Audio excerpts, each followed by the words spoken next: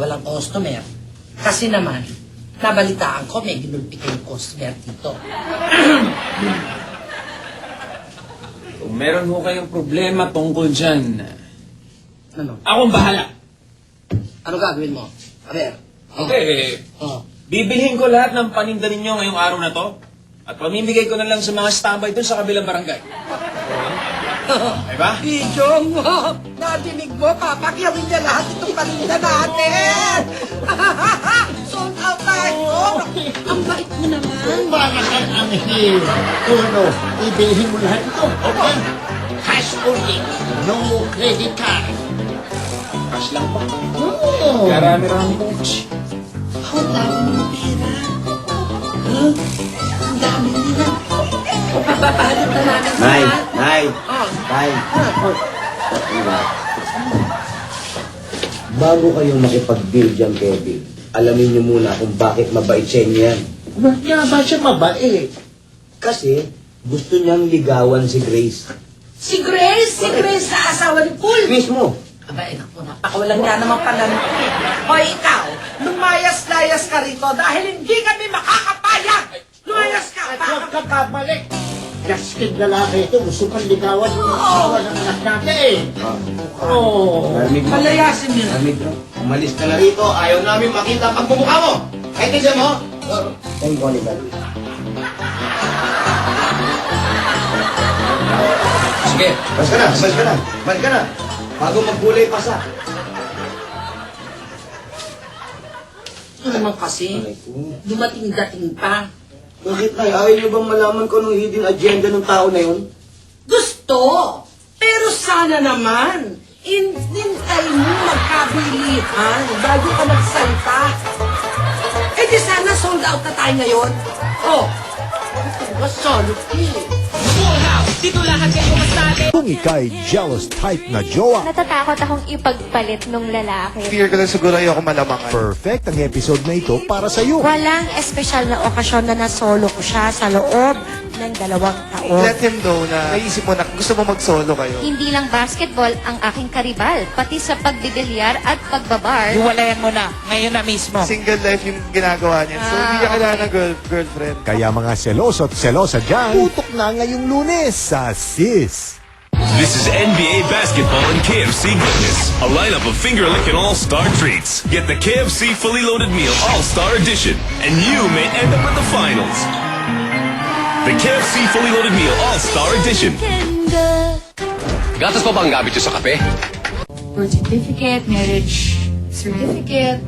Nilalagay ko rin sa isang folder para pag kailangan natin, madaling hanapin. Okay. Diba? So organized. Sige, pwede naman pagpabukas na yun. Tara na. Ito talaga. Halika na sa loob, Sige halika na nga, na. tara, let's. Ay, wait. Last na. Ito na lang. Teka.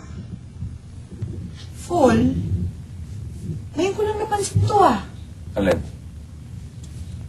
Eh, dito pala sa marriage certificate natin. Ano? Mali ang spelling ng pangalan mo. Oh. Tol, mawalang galang na sa inyo. Meron ba kayong kape? 3-in-1? Wala kayong kape?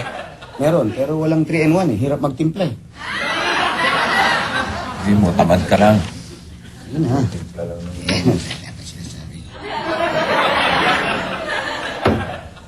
Ano ba yung sinasabi mo? Hindi, kasi nga, yung pangalan mo dito sa marriage certificate natin, instead of Fulgencio Palisok, nakalagay Fulgencio Balisok. It's a B instead of P. Oh, anong problema nun? Parang problema yun eh.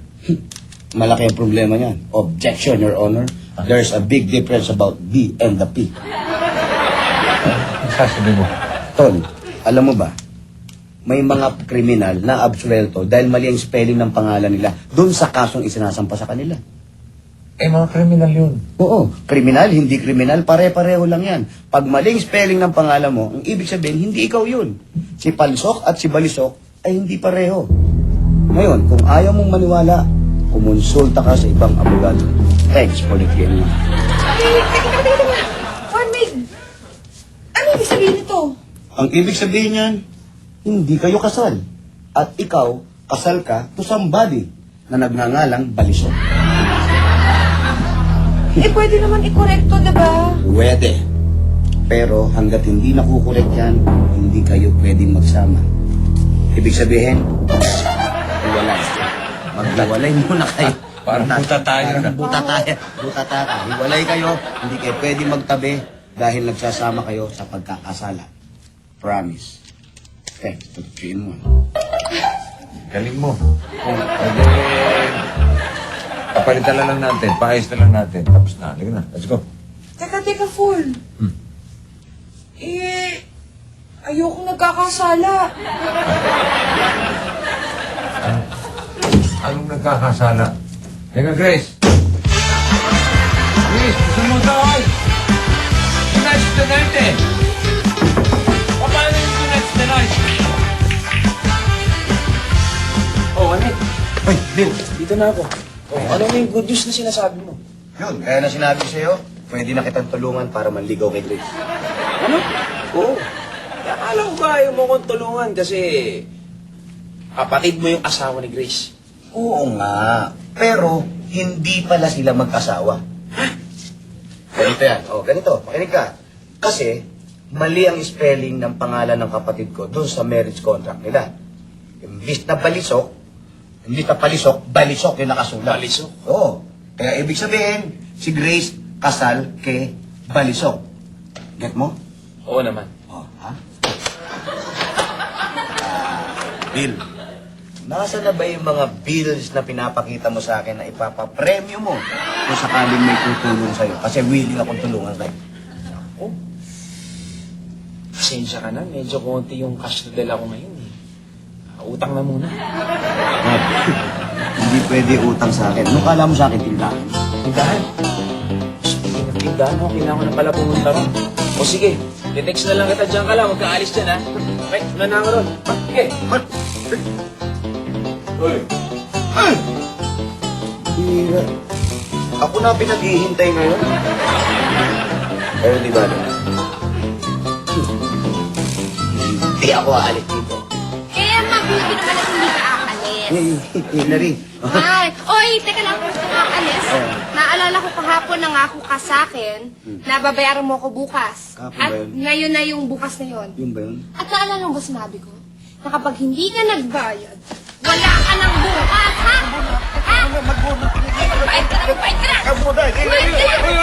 Teka. Ano ba yan? Nagsasaka lang kayo.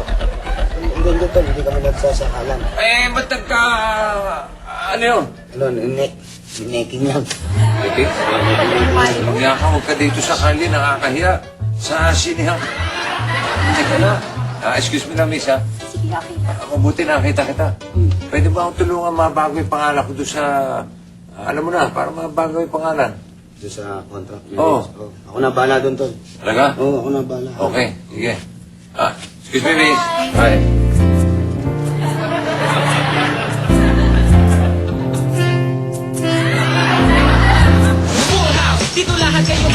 Bata pa lang si Joyce, nakadama na siya ng pag-ibig. Halika. At sa murang edad, nakadama na ng kalungkutan. Ma, lilipat ba tayo? Oo. Kailan? Bukas.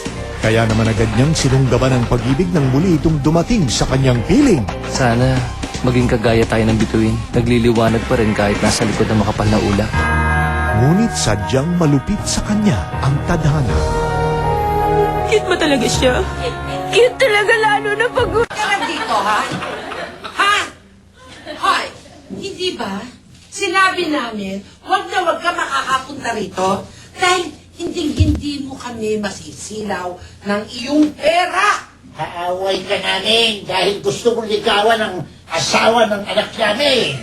Oh. Yun nga po yung gusto kong sabihin sa inyo. Ano? Oh. Hindi sila kasal. Ano? Lumayas ka nga? Ano sinasabi mo hindi kasal?